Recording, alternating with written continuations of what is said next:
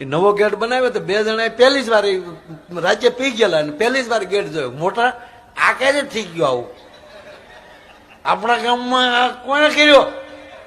આમાં કેમ નીકળવું?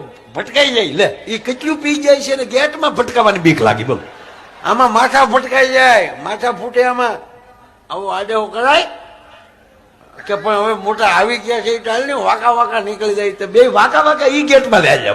હવે જા આખા ખટારા વયા જાય તો ન આપણે મોટા ભટકાઈ જાય. હો દાંત નીકળો ને, મજાકની વાત નથી આ.